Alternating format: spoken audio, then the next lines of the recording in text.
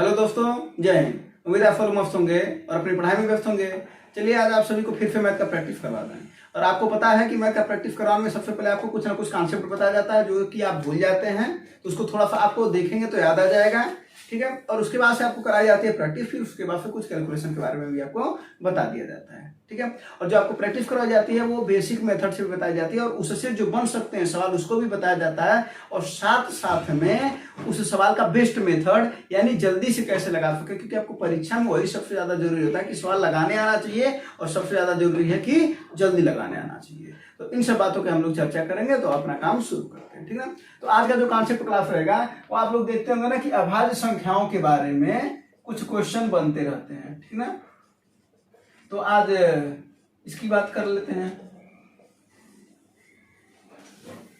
ठीक, अभाज्य संख्याएं हैं।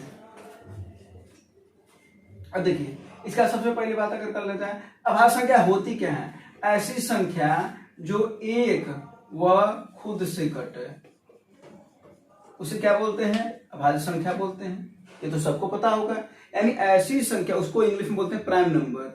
ठीक है, जो एक से कटे और खुद से कटे, यानी कह सकते हैं कि जिसके केवल और केवल दो गुणनखंड हैं उसको बोलते हैं प्राइम नंबर, और जिसके दो से ज्यादा गुणनखंड होते हैं वो प्राइम नंबर नहीं होता है।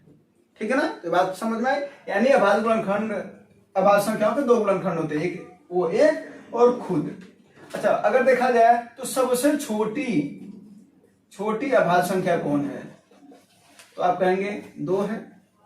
सबसे छोटी अभाज्य संख्या कौन है? 2 है। उसके बाद से कौन है? 3 है, फिर 5, 7, इसी तरीके से कुछ अभाज्य संख्याएं हैं, है ना।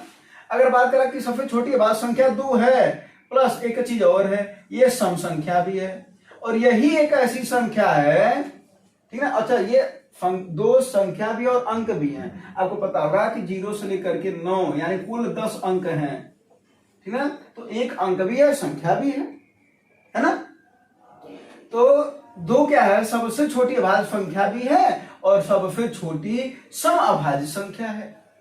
और 3 क्या है? ये सबसे छोटी विषम अभाज्य संख्या है। तो इस बात का ध्यान दीजिएगा, ठीक है ना। और इसके 2 गुणनखंड होता है। जैसे 2 का गुणनखंड क्या होगा? 1 गुणे 2, अर्थात 1 से कटेगा, या तो 2 से, खुद से, यानी है ना। तो ये आपको पता चला होगा कि अभाज्य संख्याएं क्या होती हैं। जो एक जिसके गुणनखंड केवल और केवल 2 होते हैं वो अभाज्य संख्या होती है। सबसे छोटी अभाज्य संख्या कौन है? तो आपको पता चलेगा 2, और साथ साथ में सम संख्या है। सबसे छोटी विषम अभाज्य संख्या कौन है? 3, ये पता चला। अच्छा, वहीं पर कहते हैं सबसे छोटी भाज्य संख्या कौन है? सबसे छोटी, तो आप कहेंगे भाज्य मतलब जिसके गुणनखंड 1 से ज्यादा हो, अरे सॉरी 2 से ज्यादा हो। तो सबसे छोटी जो है भाज्य संख्या वो 4 है, 2 और 3 नहीं है। ठीक है, चलिए अब इसके बाद से हम आपको कुछ बता रहे हैं नोट्स अभाज्य संख्याओं के बारे में, और वो बेहद जरूरी है जानना, क्योंकि इसमें कोई ट्रिक वगैरह काम नहीं करता है, तो इसको आपको याद कर लेना चाहिए। ठीक है, तो याद क्या कर लेना चाहिए? आइए सबसे पहले बड़े इत्मीनान से हम लोग पढ़ेंगे इसको, ठीक ना। कि 1 से लेकर के 100 तक कुल अभाज्य संख्याएं कितनी है? कुल अभाज्य संख्याएं, तो ये है 25%। यानी 1 से लेकर 100 तक 100 अंक है, और 100 अंकों का 25% अर्थात कितनी संख्या है? 25 संख्याएं। ठीक है, चलिए यहां पर हम ऐसे कर लेते हैं, अभाज्य संख्याओं के यहां पर लिख लेते हैं संख्या, यहां पर लिख लेते हैं योग, और यहां पर लिख लेते हैं औसत। तो इकट्ठा हम आपको कई बातें बता देंगे। यानी 1 से लेकर के 100 तक कुल अभाज्य की संख्याओं की कुल कितनी अभाज्य संख्या है? 25। उनका योग कितना होता है? 1060, और औसत कितना हो? 42.4 इनका औसत होता है। ठीक है, दूसरा 1 से लेकर 50 तक कुल अभाज्य कितनी संख्या है? 15। कितना होता है? 328, 21.86 इनका होता है औसत। ठीक, तीसरा 50 से लेकर के 100 तक कुल अभाज्य कितने बचे? 15 हो चुके, कितने बचे हैं? 10। कितना होता है? 732, और औसत कितना होगा? 73.2। कोई दिक्कत है? इतना होगा। अच्छा, उसके बाद फिर अगला देखा जाए, 1 से लेकर के 200 तक कुल अभाज्य संख्या कितनी है? टोटल है 46। और एक बार प्रश्न क्या आया था, ये वाले चौथे वाले पर प्रश्न क्या आया था, अभी सब पर बताते प्रश्न क्या बनेगा, पहले इसको नोट करते रहिए। 1 से लेकर के जो 200 तक कुल अभाज्य संख्याओं की जो संख्या है वो है टोटल 46। लेकिन इसमें एक ऐसी संख्या है जो सम है, तो उसमें सवाल क्या पूछा था कि 1 से लेकर के 200 तक कुल कितनी विषम अभाज्य संख्या है। हम आपको शुरुआत में बताएं कि दो ही एक ऐसी संख्या है जो अभाज्य भी और सम भी और सबसे छोटी है, ये ना बताते। तो वहां पर 2 को निकाल देंगे तब हो जाएगा 45। तो बात को ध्यान देना है भाई, 1 से लेकर के 200 तो कुल अभाज्य संख्या है 46। एक हटा देंगे 2 को, वो विषम भर पूछ रहा, 2 एक है पूरी अभाज्य संख्या, जितनी भी अभाज्य संख्या है इस दुनिया में बस 2 ही है, 2 ही फम अभाज्य संख्या है। तो एक माइनस कर देंगे तो 45 हो जाएगा। तो इसमें कुछ बड़ी बात पता चलेगा, पता रहेगा तो बता ही देंगे। चलो अब अगला, प्रथम 10 अभाज्य संख्या का योग कितना होता है, 129 होता है। कितना होता है, 129। और यहीं पर लिखिएगा तो औसत कितना हो जाएगा, तो कहोगे 12.9 हो जाएगा। भाई बटे 10 करोगे ना औसत निकालने के लिए, औसत बराबर होता है योग बटे संख्या, योग 129 होता है, बटे 10 करोगे तो 12.9 हो जाएगा। अच्छा एक बात और बताते हैं, अब छठवां, जो 10वीं संख्या है ना, यानी 10वीं अभाज्य संख्या वो कौन सी होती है, वो होती है 29। तो इसका मतलब एक अगला चीज तैयार हो सकता है। तो प्रथम 9 अभाज्य, क्यों पूछेगा भाई, 9 अभाज्य संख्या का योग। तो जब 10वीं है 29, अब पूरा पूरा योग हुआ है 129, तो 29 हटा देंगे तो बचेगा कितना, 100, है ना। तो इसका औसत कितना हो जाएगा, तो कहोगे 100/9 अर्थात 1101/9, ये ना हो जाएगा उसका औसत। दफन कर लीजिएगा। अब देखिए ये इतना चीजें आपको अभाज्य संख्याओं के बारे में है सब डिटेल। अब इसमें से बहुत सारे सवाल बनते हैं और ये आपको याद होना चाहिए। अदरवाइज ये बताइए, अगर आपको ये चीज याद नहीं है तो आप कौन सा इसमें फार्मूला लगाएंगे, कोई फार्मूला भी तो नहीं काम करता अभाज्य संख्याओं में। और फिर लिख करके बैठेंगे ना, एक बार ट्राई कर लीजिएगा, घर पर बैठ करके ट्राई करिएगा, 1 से लेकर के 100 तक कुल अभाज्य संख्याएं कितनी है, तो पता चलेगा आपको काउंट करने में समय लगेगा। उनको जोड़ना रहे उसमें कोई ट्रिक ही नहीं काम कर रहा है, कोई मेथड ही नहीं काम कर रहा है, तो क्या करेंगे, उससे बेहतर याद होना चाहिए। यानी ये बात तो समझ में आया कि ये इतनी चीजें अभाज्य संख्याओं के लिए हमको याद होनी ही चाहिए। ठीक है, अब देखते हैं कि क्या कैसे सवाल पूछ सकता है। सवाल पूछ सकता है 1 से लेकर के 100 तक कुल कितने अभाज्य संख्याएं हैं, आपका आंसर होगा 25। 1 से लेकर के 100 तक कुल अभाज्य संख्याओं का योग कितना होगा, आपका आंसर होगा 1060। अगर आपको याद है तो देखिए, आपके लिए जीके जी इसका सवाल बन गया। सवाल पूछा 1 से लेकर के 100 तक कुल अभाज्य संख्याओं का औसत कितना होगा, बताओ। पहले योग ज्ञात करोगे, फिर 25 से भाग देना पड़ेगा तब तो आएगा ना, और वही याद है तो समय बचेगा ना, तो समय ही तो बचाना है ना। ये अपनी विद्वता वहां पर दिखानी है, वो देखने भी नहीं आ रहा एग्जामिनर की आप लिख करके कर रहे हो तो आपको 2 नंबर ज्यादा मिलेगा क्या, नहीं मिलेगा ना। तो फिर 1 से लेकर के 50 तक कुल अभाज्य संख्याएं कितनी है, 15 है। योग की ना 328, यानी जो पूछेगा वो आपको आंसर दे देना है। और इसमें से देखिए सब सवाल 1 2 3 4 5 6 7 8 9 ये सब सवाल है। 9 सवाल तो वहां पर हो गया। 1 से लेकर के 200 तक कुल कितने, 10 सवाल हो गया। ये 11वां सवाल है, ये योग इतना होता है, औसत इतना 12वां हो गया। ये होता है 10वीं अभाज्य संख्या, ये 13वां हो गया। ये तो खैर नहीं पूछेगा, लेकिन ये सब पूछता है। ये 14वां प्रश्न हो गया आपका, 15, यानी 15 प्रश्नों का आंसर आपके सामने है ना। और इसी तरीके से क्वेश्चन पूछता है। अब यहीं पर कभी कभी इसी में से थोड़ा कुछ और पूछ देता है। जैसे कहता है, एक सवाल पूछा था कि 2 अंकों की 1 से लेकर के 50 तक, 2 अंकों की 1 से लेकर के 50 तक सभी अभाज्य संख्याओं का योग क्या होगा। अब बताओ, 1 से लेकर के 50 तक कुल अभाज्य संख्याओं का योग है 328, लेकिन 2 अंकों की बात कर रहा है ना, तो इसमें कौन कौन शामिल है, कौन कौन शामिल है, 2 शामिल है।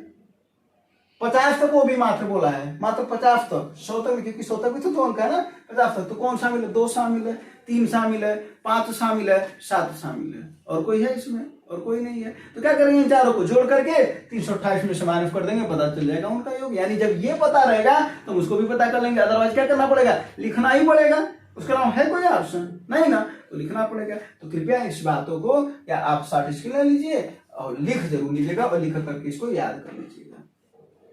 ठीक है, और ये सब सवाल पूछे गए सवाल हैं। ये वाला सवाल तो आया था एक बार, 1 से लेकर के 50 तक कुल अभाज्य संख्याओं का औसत पूछा था, ठीक ना। ये जो एक एग्जाम कराती ईपीएफओ, उसमें ये सवाल पूछा गया था, यूपीएससी एग्जाम कराती ईपीएफओ का, ठीक है, तो उसमें सवाल पूछा गया था। और सवाल पूछता है, अगर आप पेपर दे रहे हो तो आप जानते होंगे सवाल पूछता है, रेलवे में तो कई बार सवाल पूछा है, फिर सवाल। चलिए, तो ये इतना याद कर लीजिएगा। अब सवाल पर अब प्रैक्टिस कर लिया जाना। तो आज के कॉन्सेप्ट क्लास में ये था, अभाज्य संख्याओं के बारे में बताना था। हमने अभाज्य संख्याओं क्या होते हैं वो बताए, और जो इसके बारे में जो कुछ बातें थी जो आपको याद होनी चाहिए, पता होनी चाहिए, वो हमने आपको बता दिया। अब चलते हैं सवाल पर। जैसा कि आपको पता है ना कि प्रैक्टिस में क्या क्या मिलेगा आपको, प्रैक्टिस इस तरीके से मिलेगा कि आपको एकदम बेसिक जैसा लगेगा, प्लस अच्छा बताइए वो प्रैक्टिस करके क्या करेंगे, जो जल्दी जल्दी में आप आंसर को कराते जाए और उसको तुरंत तुरंत करते जाए। साथ प्रैक्टिस वो करनी चाहिए जो, अगर आप बेसिक से शुरुआत करें, देखिए आप अगर एडवांस लेवल पर है तो कोई बात नहीं है, आप खुद किताबों से प्रैक्टिस कर लेंगे, मॉक टेस्ट आप देंगे।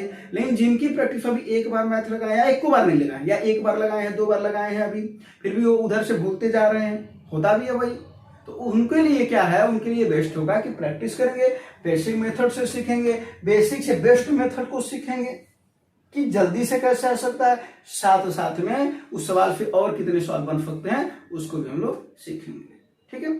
चलिए, तो आज का पहला सवाल शुरू करते हैं। पहला सवाल क्या जरा देखिए, प्रथम 100 प्राकृतिक संख्या में कितने अभाज्य संख्याएं हैं, यही तो अभी बताया ना। पहला सवाल का आंसर मिल गया ना, इसको देने की जरूरत है। प्रथम 100 प्राकृतिक संख्या में कितने अभाज्य संख्या है, आंसर क्या है 25 है, पहले बताए हैं, तो वही बता रहा था ना कि ये सवाल देखिए आया हुआ सवाल था, ये रेलवे का ग्रुप डी का सवाल था। चलिए, हाँ अब ये सुनिए, अब अगला सवाल है क्या है, इसको लिख लीजिएगा बड़े अच्छे से और पूरा एकदम इसका डिटेल समझा देते हैं। 2 पर 8 है, 3 पर 2 है, गुणे 5 पर 3 है, गुणे 7 पर 5 है। यहाँ पर देखिए पहला सवाल क्या पूछता है कुल गुणनखंडों की संख्या बताइए, ठीक है। दूसरा पूछता है कुल अभाज्य गुणनखंडों की संख्या बताइए। तीसरा कुल विषम गुणांकों, कभी कभी बोलता है कभी कभी गुणनखंडों बोलता है, ठीक है, बात वही है, गुणनखंडों की संख्या बताइए। और चौथा सवाल पूछता है कुल सम गुणनखंडों की संख्या बताइए। अब देखिए इसी में 4 सवाल है, 4 सवाल पूछ सकता है, कई बार आपका कंफ्यूजन रहता है, कंफ्यूजन खत्म, ठीक है। सवाल यह है आपका, इसी में पूछ रहा है, ठीक है ना, कि कुल गुणनखंडों की संख्या बताइए। अब आपसे क्या पूछा है, कुल कितने सम गुणनखंड है, यानी ये वाला पूछा है, तो अभी यहां तक हम लोग चलेंगे, क्या दिक्कत है, यहां से चलते हैं। पहले कह रहा है कुल गुणनखंडों की संख्या बताइए। अगर कोई भी दिया रहा है, ये तो सेट करके दे रखा है, कुछ ऐसे होते हैं जो 250 गुणे 350 गुणे 400 कुछ इस तरीके दिए रहते हैं, तो उसको सबसे पहले क्या करेंगे, उसका फैक्टर करके 2 पर घात 3 पर घात 4 पर घात, यानी अभाज्य, सॉरी 4 कहां, जो भी अभाज्य संख्याओं पर कुल कितने घात हैं उसको हम इस रूप में लिख लेंगे, जैसा कि सवाल में बना बनाया दिया था। पहला काम ये कर लेंगे, ठीक है। अब उसके बाद हम ज्ञात करेंगे कुल गुणनखंडों की संख्या। गुणनखंडों की संख्या ज्ञात करने क्या करते हैं, घातों में एक ही जोड़ते जाते हैं। देखिए जो कह रहे हैं उसको सुनिएगा, घातों में एक एक जोड़ते जाते हैं, यानी अगर मान लेते a to the power x है, b to the power y है, c to the power z है, तो क्या करेंगे, घात में एक जोड़िए, घात में एक जोड़िए, घात में एक जोड़िए, इन सभी का कर दीजिए गुणा, वो हो जाएगा कुल गुणनखंडों की संख्या, ठीक है। इसका मतलब यहाँ पर क्या आ जाएगा, 8 प्लस 1 गुणा करते चलना ना, 2 प्लस 1 गुणा 3 प्लस 1 गुणा 5 प्लस 1, कितना आ जाएगा 9 गुणे 3 गुणे 4 गुणे 6, ये ना, तो 9 त्रिक 27 और 27 और 6 24, 27 गुणे 24, बताइए कितना आएगा, 27 गुणे 24 गुणा करिए, यहाँ पर कर लें 27 और 24 का गुणा, 4 सत्ते 28, 8 आया, 4 दूना 8 दू 10, 2 सत्ते 14 और 2 दूना 4 1 5, 8 4 6 यानी 648, ठीक है। चलिए ये तो हो गया आपका कुल गुणनखंडों की संख्या। अगर पूछा होता तो आपका आंसर होता 648, क्लियर। यानी जब भी पूछेगा कुल गुणनखंडों की संख्या, तो आपको पता है कि घातों में एक एक जोड़ करके गुणा करते चलेंगे और कुल गुणनखंडों की संख्या आ जाती है। क्लियर है? अगर पूछे अभाज्य गुणनखंडों की संख्या, इसी में पूछा अभाज्य गुणनखंडों की संख्या, जरा देखिए x plus Y plus Z, वो जो संख्याएं हैं जैसे 2 3 5 7 है क्या, ये क्या है, अभाज्य ही तो है। तो इनकी संख्या पूछ रहा है ये लोग कितने हैं, तो क्या करना, घातों को जोड़ देना है। इसका मतलब है यहाँ पर आंसर क्या हो जाएगा भैया, 8 प्लस 2 प्लस 3 प्लस 5, यानी 8 2 10, 10 3 13, 13 5 18, ये आंसर होगा। अरे पूछता है भाज्य गुणनखंडों की संख्या। क्लियर है? चलिए अब देख लेते हैं कुल विषम गुणनखंडों की संख्या। विषम गुणनखंड में अभी भी हम आपको बताए थे एक नोट्स में कि अभाज्य में दो ही एक ऐसी संख्या है जो सम अभाज्य है, बोले थे ना, तो दो को छोड़ दीजिए, दो को हम छोड़ देंगे यहाँ पर। अब देखिए दो को अगर हम छोड़ देंगे, क्योंकि दो अभाज्य है और सम है, तो दो को छोड़ देंगे। क्यों? क्योंकि बोला विषम, तो दो तो सम है ना, उसके अलावा जितनी भी अभाज्य संख्या होती है सबके सब क्या होती है, विषम होती है। तो जरा देखिए 3 पर कितना घात है, 2, इसमें भी एक जोड़िए, फिर एक जोड़िए, फिर एक जोड़िए और इनका करिए गुणा। नहीं समझे? अभाज्य 3 5 7 है ना, इनकी घातों में वही कमा करेंगे जो यहां पर कर रहे थे, बस 2 को छोड़ देंगे। ठीक है ना, क्योंकि विषम पूछा है, तो एक जोड़ करके गुणा कर देंगे। तो क्या आएगा भैया यहाँ पर, 2 1 3 गुणे 4 गुणे 6, यानी 6 4 24, 24 3 72, है ना, कोई दिक्कत? अब पूछ रहा है कुल समगुणनखंडों की संख्या। जरा ये बताइए, समगुणनखंडों की संख्या में से अगर क्या करें, कुल गुणनखंड पता हो, इसमें से विषम गुणनखंड को माइनस कर दें, तो फिर को पता नहीं चल जाएगा कि सम गुणनखंड कितने हैं। तो क्या हो जाएगा भैया, कुल गुणनखंड कितना आया था 648, विषम कितना है 72, माइनस करिए 8 में से 2 6, यहाँ पर 14 हो जाएगा ना 7, यहाँ पर 5 बचा ना 576। इस प्रश्न का आंसर क्या होगा, 576। बातें समझ में आए कि नहीं? कोई दिक्कत हो तो बताइए। तो ये सवाल आपको पूरा का पूरा समझ में आना चाहिए और चारों आपको पता होना चाहिए, और इस चारों में से कोई सा भी सवाल आपसे पूछा जा सकता है। ठीक है, चलिए तो अब अगला फल बताते हैं।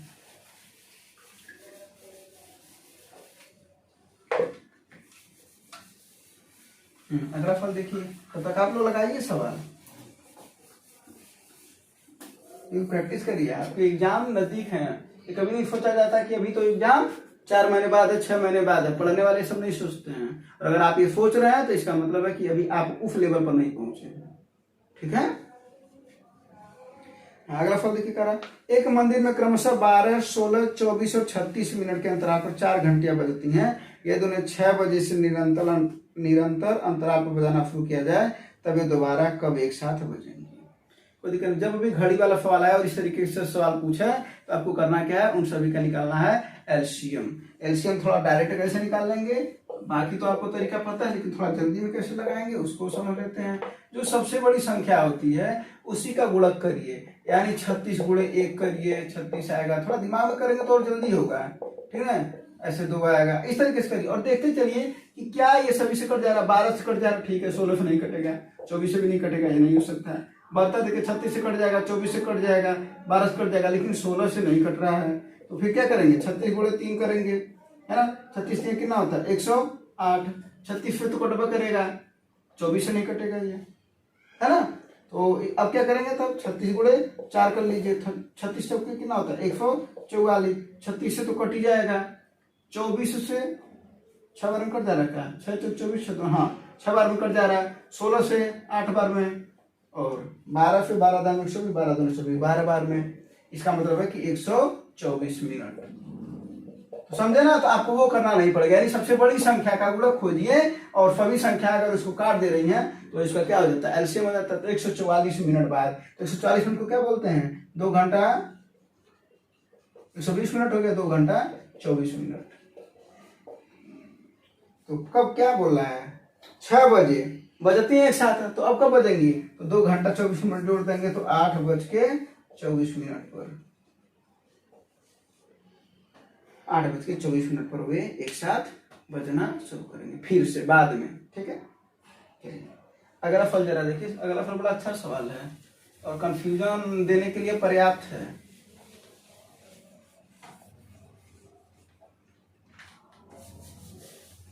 जरा सवाल देखिए। एक चुनाव में केवल 2 उम्मीदवार थे, ठीक है। हारने वाले उम्मीदवार को कुल मतों का 48% मिला। ठीक है, लिखते चलते हैं कुछ बातें जो कहता चल रहा है। कुल कितने वोट रहे होंगे? 100%। सवाल को एक बार ना जरूर पढ़ लिया करिए आप भी तब तक, ताकि उस चीजों को हम बताते हैं। ठीक है ना, हम तो सवाल को पढ़ ही चुके हैं। तो 100% है, इसमें 2 उम्मीदवार हैं, एक पाया है 48%। तो ये बताया, अगर एक पाया 48% तो दूसरा कितना पाया होगा? तब कहोगे 52%। बोलो, सही है ना? उसके प्रतिद्वंदी को 6000 मत अधिक मिले, मान इसे अधिक मिला है, वो भी कितने? 6000 वोट, 6000 मत अधिक मिले हैं, और उसने 3% मतों के अंतर से जीत हासिल की। अब जरा देखिए, एक बात समझिएगा कि ये जो 6000 है, ये किसकी वैल्यू है? 3% की वैल्यू। बोलिए, सही है ना? 3% की वैल्यू 6000 है। लेकिन एक बात जरा समझिएगा कि 48% हारने वाला पाया, 52% जीतने वाला पाया। एक्चुअल में लोगों का अंतर कितना है? 4% का। कितना का? लेकिन यहां पर देखिए क्या कर रहा है, 3% वोट से वो क्या हुआ? जीता है। ये 3% अधिक पाया, 3% कम पाया, ये कह रहा है इस सवाल में। इसका मतलब हुआ 1% वोट अवैध हुआ है। नहीं समझे बात क्या?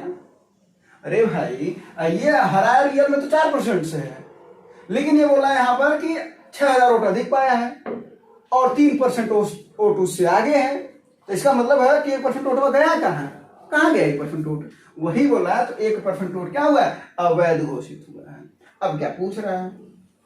अब देखो, एक तरह अमान्य मतों की संख्या कितनी थी, माने अवैध मतों की संख्या कितनी थी? 1% थी। तो 3% की वैल्यू 1000 है, तो 1% की वैल्यू 2000 होगी। ठीक है, इस बार बोलो ना, थोड़ा अच्छा था ये। अगला सवाल लगाइए।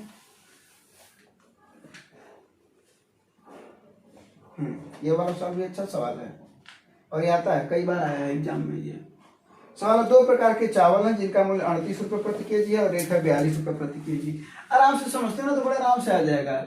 मतलब एक किस्म का चावल है, 1 केजी है। तो जरा बताओ, 1 केजी का वो क्या है? 2 प्रकार के चावल जिनका मूल्य इतना है, हमें मान लेते हैं कि वो खरीद रहा है। ठीक है ना? तो 1 केजी का दाम कितना हो गया?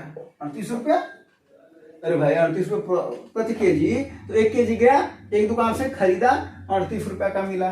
फिर दूसरे तरीके का चावल था, इसका भी खरीदा कितना? 1 केजी, और कितने में बेचा? अरे सॉरी, कितने में खरीदा? ये वाला 42।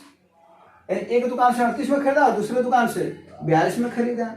अब क्या किया? उसको मिला दिया। तो भैया, अगर हम फर्स्ट और सेकंड को मिला देंगे तो इसका मतलब 1 केजी अब अपने पास कितना हो जाएगा? 2 केजी ना हो जाएगा। हाँ, 1 केजी हम इस दुकान से लाए, 1 केजी हम उस दुकान से लाए, तो अपने पास तो 2 केजी हो गया ना। अब हम 2 केजी ना बेचेंगे, तो कह रहा अब उसको मिला करके वो बेचना चाह रहा है। तो 1 केजी का दाम बेचने वाला है 45 रुपया, तो 2 केजी का कितना होगा? तो आप कहोगे 90 रुपया। और यहाँ पर कितना होगा? 8 2 10 4 3 7 1 8, ये 80 रुपया। ये कास्ट प्राइस है और ये क्या है? सेलिंग प्राइस है। नहीं समझ में आया? समझ में आया? बात क्या था, 1 केजी खरीदे 38 रुपए का, दूसरा केजी खरीदे 42 रुपए का, दोनों को हम मिला दिए और बेचे 50 रुपए किलो के हिसाब से। तो 1 किलो का दाम 45, तो 2 किलो ना खरीद करके लाए, हम दोनों ना बेचेंगे, तो 2 किलो का दाम 90, यानी 80 की चीज 90 में बिक रही है। साफ साफ दिख रहा है 10 रुपए का क्या हो रहा है? फायदा।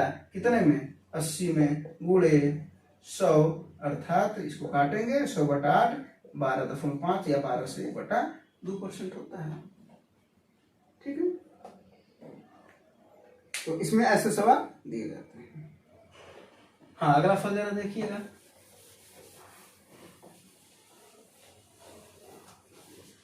जिस भी सवाल में बनने लायक रहेगा सवाल, वो सब बताया जाएगा। ठीक है ना? ये नहीं कि जबरदस्ती सवाल बनाया जाएगा, जो आपकी परीक्षा में पूछा जाता है उसी जैसा सवाल बनाया जाएगा, ठीक है ना, क्योंकि आपको महारत हासिल उसमें नहीं करनी है, आपको परीक्षा निकालना है। फिर उसके बाद फिर पूरा फॉर्मूला है। पी क्यू आर ऐसे पाइप है जिनके माध्यम से एक टैंक में क्रमशः विलयन ए बी सी का निर्वहन होता है, निकलते हैं, ठीक है। पी क्यू आर अकेले अकेले संचालित होने पर खाली टैंक को क्रमशः 30 मिनट, 20 मिनट और 10 मिनट में भर सकते हैं। तो टैंक खाली होता है और सभी तीनों पाइप खोल दिए जाते हैं। अब 3 मिनट बाद टैंक में विलयन सी का अनुपात क्या होगा? बड़ा अच्छा सवाल, जरा देखिए, ए है, बी है, सी है। अगर ये 30 मिनट में एक काम कर रहा है तो 1 मिनट में कितना करेगा? तो आपको 1/30 बोलो, तो ये कितना करेगा? 1/20 का। और सी वाला कितना करेगा? 1/10 का। कोई दिक्कत है बताओ? अरे भाई पूरा कमाओ हो रहा 30 मिनट में, तो एक कमाओ कितने देर में होगा? ऐसी बात है, 1/30। अब 3 मिनट तक काम किया, यानी 1 मिनट में उनका काम हो रहा 1/30। 1 मिनट में उनका काम 1/30, तो 3 मिनट तक सब काम कर रहे हो, तो सबको 3 मिनट तक काम करवा दो। तो कितना हो जाएगा भैया? 1/10। कितना हो जाएगा? 3/20। और कितना हो जाएगा? 3/10। बोलो, समझ में आया? उसको देखो, तो ए, बी और सी ये हो गया, ठीक है ना, कोई दिक्कत है यहाँ पर? अब उसके बाद से इसको हम ए अनुपात बी अनुपात सी कर लेते हैं। क्या हो जाएगा? 1/10 अनुपात 3/20 अनुपात 3/10। इसका रेशियो निकाल लेते हैं। क्या हो जाएगा जरा देखिए, 10, 20 और 10 का एलसीएम क्या लेंगे? 20। 20 में फिर में गुणा कर देते हैं। यहाँ पर क्या आ जाएगा? 2 आ जाएगा। यहाँ पर 20 से 20 कट जाएगा, क्या बचेगा? 3 बचेगा। यहाँ पर 3 दूना 6, यानी क्या आ जाएगा? इनका रेशियो 2, 3 और 6 के अनुपात में निर्वहन कर रहे होंगे। तो क्या पूछ रहा है? सी का अनुपात ना, तो सी कितना है? 6 है। कितने में? 3, 2, 5 और 6, 11 में। पूछता बी का तो 3/11 हो जाता है, पूछता ए का तो 2/11 हो जाता है। बस, अब सवाल भारी था तो आप छोड़ भी देते हैं, है ना?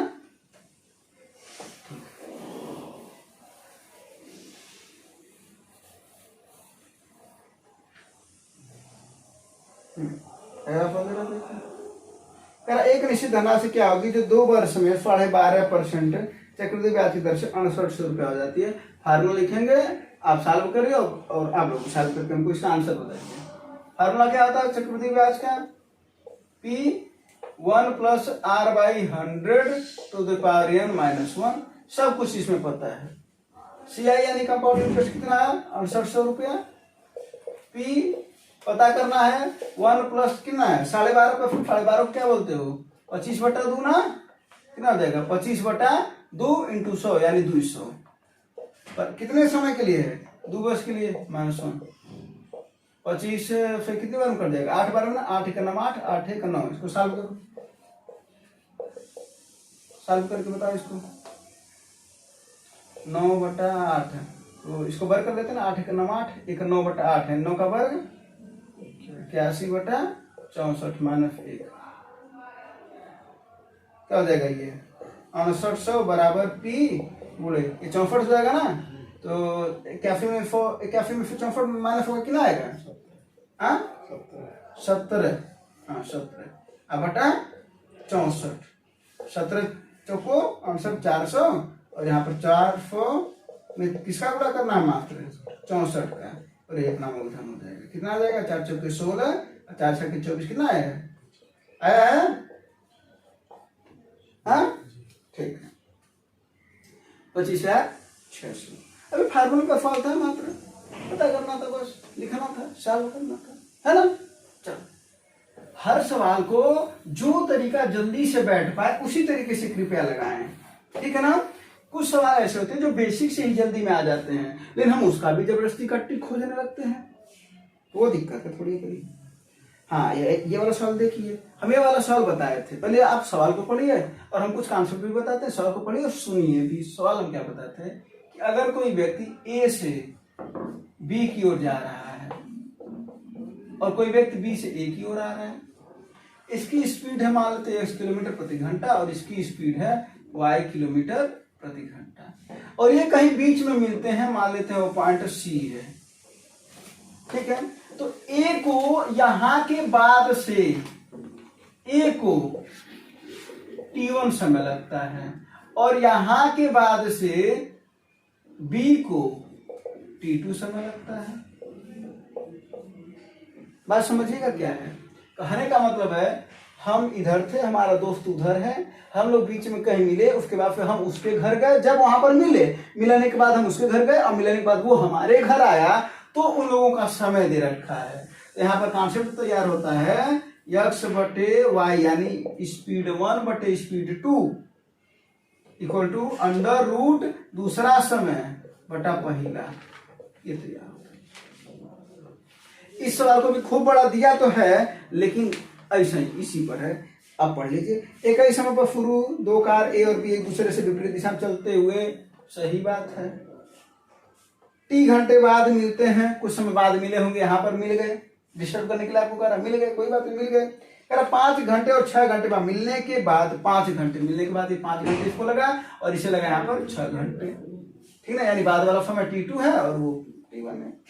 कह रहा यदि कार ए की गति 55 किलोमीटर प्रति घंटा तो बी की गति क्या होगी, बस वही करना है। क्या ए की गति कितनी है 55 बटा वाई इक्वल टू करणी में क्या T2 कितना 6 है ना बटा 5। कोई दिक्कत इसमें नहीं। तो क्या पूछ रहा है, y की वैल्यू पूछ रहा है ना, तो करणी मत हटाना है, यहाँ पर अंडर रूट हटाओगे तो एकदम स्क्वायर, फिर ताम झाम हो जाएगा। अंडर रूट में ऑलरेडी आंसर दे रखा है, तो फिर क्या काटेंगे, y को इधर कर देते हैं तो क्या हो जाएगा 55 गुणे और ये बदल जाएगा ना, तो क्या हो जाएगा 5 बटा 6 इक्वल टू वाई। अब यही आंसर दे रखा है, नहीं ये आंसर नहीं दे रखा है तो कोई बात नहीं है। ऊपर नीचे क्या है 5 को हटाया है, 5 को हटाया है,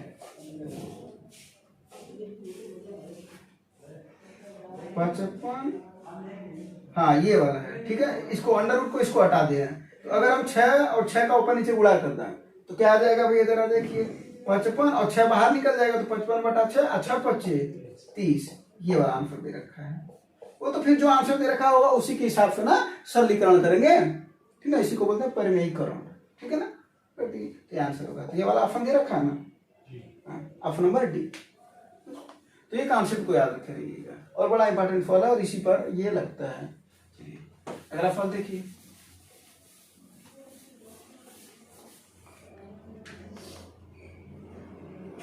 हाँ लंबवृत्तीय शंकु, फार्मूला लिख रहे हैं, आप लोग आंसर बताइए इसका। चलिए आप लोग भी बताइए साथ साथ में। शंकु का आयतन 1/3 कितना होता है, पाई आर स्क्वायर एच होता है ना। इसका वक्र पृष्ठ कितना होता है शंकु का, पाई आर यल होता है। फार्मूला सामने है, लिख करके इसका आंसर बताइए। और यहाँ पर यल स्क्वायर बराबर क्या होता है H square plus R square, जहां यल क्या होती है तिरछी ऊंचाई होती है, क्या तिरछी ऊंचाई, ठीक है ना। आर त्रिज्या होती है, एच ऊंचाई होती है। शंकु को देख ही रहे हैं, ये है, ये त्रिज्या है, ये ऊंचाई है, उसकी तिरछी ऊंचाई है। तो ये सब फार्मूले हैं, फार्मूले आपको पता होना चाहिए, तो फार्मूले साथ साथ में लिखते रहेंगे और आपको भी लिखना चाहिए फार्मूले। आप लिखेंगे तो प्रैक्टिस हो जाएगा। तो क्या पूछ रहा है, ऊंचाई दे रखा है, तिरछी ऊंचाई दे रखा है, क्षेत्रफल पूछ रहा है, वक्र पृष्ठ का वो करना क्या है भैया, ये वाला तो फार्मूला का आप दोगे। वक्र पृष्ठ कितना है, पाई का वैल्यू 22/7 पूरे आर का वैल्यू कितना, आर दिया है नहीं दिया कोई दिक्कत नहीं, इससे निकालेंगे भाई। अगर हमको यल की वैल्यू 25 है और एच की वैल्यू 24 है तो आर की वैल्यू कितनी हो जाएगी, हम बताते ना 7, 24 और 25 में पाइथागोरस थ्योरम बनता है, इस पर रख देना, आर की वैल्यू आ जाएगी तो 7 हो जाएगा, गुणे 7, आर की वैल्यू मिल गई, यल की वैल्यू कितनी है 25 है, 7 से 7 कट जाएगा, 25 दूना 50, 25 दूना 50 5 55 550 वर्ग सेंटीमीटर, सेंटीमीटर में रखा तो वर्ग सेंटीमीटर, ठीक है। फार्मूले भी नोट कर लेंगे। और एक दिन तो हम ट्रिपलेट बहुत ज्यादा बताए थे ना। अगला सवाल जरा देखो, अगला सवाल में ना अगर नोट्स नहीं पता है तो सवाल सॉल्व नहीं कर सकते हो, तो नोट्स उसके लिए बता दो, तब तक सवाल को सॉल्व करो। नोट्स क्या है, अगर है a1x plus b1y plus c1 बराबर 0 और a2x plus b2y plus c2 बराबर 0, अगर इस तरीके का कोई है तो पहला जरा लिखिएगा अगर A1 बटा A2 बराबर B1 बटा B2 अगर हो, दूसरा A1 बटा A2, ये A2 है, B1 बटा B2 does not equal to C1 बटा C2, अगर कुछ ऐसा हो। तीसरा A1 बटा A2 बराबर B1 बटा B2 बराबर C1 बटा C2। ठीक है, अगर ऐसा हो तो A1 बटा A2 और B1 बटा B2 अगर हो जाएगा तो कोई हल इसका नहीं होगा, कोई हल नहीं होगा। नोट करिएगा, कोई हल नहीं होगा। इसके यूनिक हल होगा, यानी अद्वितीय हल होगा। अद्वितीय हल का मतलब जानते हैं, इसकी वैल्यू आएगी, अलग अलग एक्स और वाई का मान आएगा। यहाँ पर एक्स और वाई को सॉल्व नहीं कर पाएंगे। अगर A1 बटा A2 और B1 बटा B2 यानी इनका रेशियो अगर बराबर हो जाए तो आप सॉल्व ही नहीं कर पाएंगे। और तीसरा क्या है, अच्छा हाँ, ये क्या है, A1 बटा A2 B1 बटा B2 C1 बटा C2 समीकरण के क्या है, अनंत हल होंगे। क्या होंगे, अनंत हल होंगे। अब सवाल को देख लीजिए, सवाल क्या है, x minus 2y plus x plus 2y minus 8 बराबर 0। अगला क्या समीकरण है, 2x प्लस 4y, उसको इधर कर देते हैं, माइनस 16 बराबर 0। अब यहाँ पर निकालते हैं, A1 यहाँ पर है, इस समीकरण से तुलना करेंगे तो A1 यहाँ पर है, तो क्या हो जाएगा, 1 बटा 2 बराबर यहाँ पर क्या है, 2 बटा 4 बराबर यहाँ पर क्या है, माइनस 8 बटा माइनस 16। इसको सॉल्व करिए, ये भी देखिए 1 बटा 2 है, माइनस माइनस कट जाएगा, ये भी 1 बटा 2 है, यानी सब 1 बटा क्या है, 2 है। तो जब सब बराबर आ गया, सब बराबर आ गया तो समीकरण के अनंत हल होंगे। मैंने आप ज्ञात ही नहीं कर पाएंगे, इतने हल होंगे। ठीक है, तो वही पहली बात है। ये तीनों पॉइंट नोट करिएगा कि अगर यदि कोई ऐसा समीकरण दिया है तो A1 बटा A2 की वैल्यू B1 बटा B2 बराबर है तो कोई हल नहीं होगा, बिल्कुल नहीं, कभी नहीं। ठीक है ना। अगर A1 बटा A2 B1 बटा B2 लेकिन C1 बटा C2 बराबर नहीं है तो उसका अद्वितीय हल होगा। ठीक है, और उसी तरीके से अगर यहाँ पर तीनों बराबर हो जाए तो तीनों का अनुपात बराबर हो जाए तो सभी अनंत हल होंगे इसके। ये नोट करके लिखिएगा।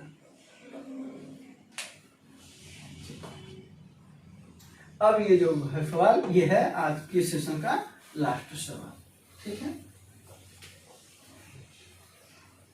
चलिए आज के सेशन का लास्ट सवाल। चलिए, तो ये वाला आपका लास्ट क्वेश्चन था। अब हम आपको बता देते हैं कुछ कैलकुलेशन। ठीक है ना। चलिए, कैलकुलेशन में आपको सबसे पहले बता देते हैं कि वर्ग ज्ञात करना। आपको तो वर्ग ज्ञात करना तो हमको ही करता है, फिर आपको इसमें बताने की क्या जरूरत है। ठीक है, आइए देखते हैं कि वर्ग आप कहाँ से 1 से लेकर के 1000 तक आप वर्ग बहुत ही आसानी से लगा सकते हैं। कैसे, कोई भी संख्या का वर्ग हो। जैसे मान लेते हैं कि आपका वर्ग लिख लिए 64 है, तो इसको आपको वर्ग ज्ञात करना है। तो करना क्या है, 6 का वर्ग करिए तो 36 हो गया। 4 का वर्ग अलग करिए, कितना हो जाएगा, 16 हो गया था, तो कर दिए। अब उसके बाद से अगला काम, यानी पहला काम क्या किए वो देखें, फिर इसके अगला काम क्या करेंगे, इन 3 अंक दिख रहा है ना, ये तीनों अंकों का गुणा कर दिया, यानी 6 चौके 24 और 24 दूना 48। एक अंक छोड़ के लिखिएगा, ये 6 8 1 9 6 4 10 और 40 96 इसका वर्ग होगा। ठीक है, अगर वही रहे 92 का वर्ग ज्ञात करना है तो क्या करेंगे, 9 9 81, 2 का वर्ग 4, तो 4 को 2 अंकों में लिखेंगे। ठीक है, क्या हो जाएगा 0 4। अब इसका गुणा कर दिया, 9 दूना 18 18 दूना 36, एक छोड़ के लिखिएगा, बस 4 6 3 1 4 8 इसका वर्ग हो गया। तो ठीक है, ये सब तो 100 तक हो गया। अच्छा, एक और बताते हैं 55 वाला। तो 55 को आप इस तरीके से भी कर सकते हैं और इस तरीके से भी कर सकते हैं, 55 55, और ये तरीका आप सीखेंगे शुरुआत में भी। 5 5 25, इसमें एक जोड़ दीजिए, 5 1 6, 6 का गुणा कर दे 5 में, 6 5 30। किसी के भी क्या है, अगर ये 55 5 वाला अगर आएगा तो आप ऐसे कर सकते हैं। जैसे फिर यहाँ पर कर लीजिए, मान लीजिए आपको करना 75 का, तो 75 गुणे 75 करना 5 25 25, साथ में जोड़ दीजिए, 7 1 8 8 7 56 56 25। ठीक है, अब आपको करना है यहाँ पर मान लीजिए 115 का, अब उसके ऊपर चढ़ते हैं, है ना, इसका स्क्वायर करना है। तो इसमें क्या करना है, इकाई अंक को अलग कर दीजिए, बाकी को अलग मान लीजिएगा, यानी इसको कर दीजिए अलग और इसको मान लीजिए अलग, इन दो को अलग मान लीजिए, यानी इकाई अंक बस अलग रहेगा, बाकी जितने सब अलग रहेंगे। तो कर लेते हैं 11 का वर्ग, वही बाकी यही कमा करेंगे जो इसमें कर रहे थे, यानी 11 का वर्ग कितना कहेंगे 121, 5 का वर्ग कितना कहेंगे 25, और ये इनका गुणा कर दिया यानी 11 × 5 = 55 और 55 दूना 110, एक अंक छोड़ के लिखना है 110, कितना आ जाएगा 5 2 2 3 1। तो दिक्कत वाली बात कर लेंगे ना सवाल ऐसे, ठीक है। तो ये सवाल ऐसे कर लीजिएगा, कोई भी सवाल रहेगा अब आपको बस क्या होता है वर्ग पता होना चाहिए, तो आप उस सवाल को सॉल्व कर लेंगे आसान तरीके से। अच्छा ठीक है, एक और बता देते, जैसे मान लीजिए 11 का वर्ग आपने देखा होगा 121 होता है, ठीक है ना, 111 का वर्ग। अब जरा देखिए 11 है ना, तो इसका वर्ग एक दो संख्या है ना, दो अंक है, सॉरी 2 अंक है ना, 1 2 और जहां तक है वहीं से उल्टा, नहीं समझे अब समझेंगे, 3 अंक है ना, देखिए 1 2 3 जहां तक गए वहीं से उल्टा है, यानी 2 1 कह दीजिए। तब तो अगर इसका वर्ग ज्ञात करना हो यानी कितना है 11,111 है ना, अगर इसका वर्ग ज्ञात करना होगा क्या करेंगे, कितने अंक है इसमें 5, यही से उल्टा हो जाएंगे, ठीक है। तो ये सब थोड़े पता होने चाहिए, आपको कैलकुलेशन में बहुत ज्यादा हेल्प करते हैं। तो कोई भी अब 1 से लेकर के 1000 तक का वर्ग कोई भी ज्ञात करेंगे आपको आंसर मिल जाएगा, ठीक है। जैसे मान लीजिए अगर आपको ज्ञात करना है 224 का वर्ग, ठीक है, तो 224 का वर्ग के लिए आपको क्या पता होना चाहिए, 4 का वर्ग अलग और 22 का वर्ग अलग, है ना। तो 22 का वर्ग कितना होता है 484, 22 का वर्ग कितना होता है 484, 4 का वर्ग कितना होता है 16। उसके बाद से क्या कर लेंगे, गुणा कर लेंगे, 22 के 88 और 88 दूना 176 होता है ना, हाँ 176, बस 6 6 1 7 4 5 11 8 1 9 1 10 5, ये होगा, ठीक है। तो इस तरीके से सवाल आपके कुछ सवाल में आपको जब कैलकुलेशन करेंगे तो ये पूछा जाएगा, कभी कभी इसकी जरूरतें पड़ जाती है, पूछा नहीं जाएगा, ये नहीं पूछा जाएगा, इसकी जरूरतें पड़ जाती है।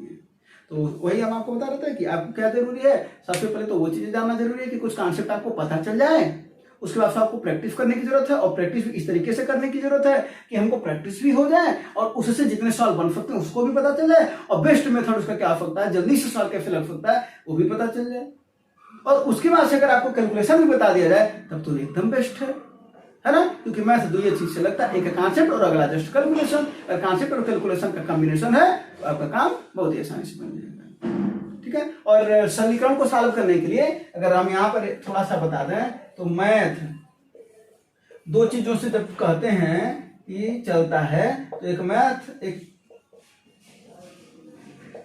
एक कॉन्सेप्ट से चलता है, एक कैलकुलेशन से चलता है। कॉन्सेप्ट तो जो आप हर चैप्टर के लिए सीख रहे हैं, एक तो वो कॉन्सेप्ट हो गया, और जो कैलकुलेशन कैसे कैसे कर सकते हैं सही, जैसे होता है डिजिटल सम भी बोला जाता है इसको, ठीक है। फिर उसके बाद से क्या होता है डिविजिबिलिटी रूल,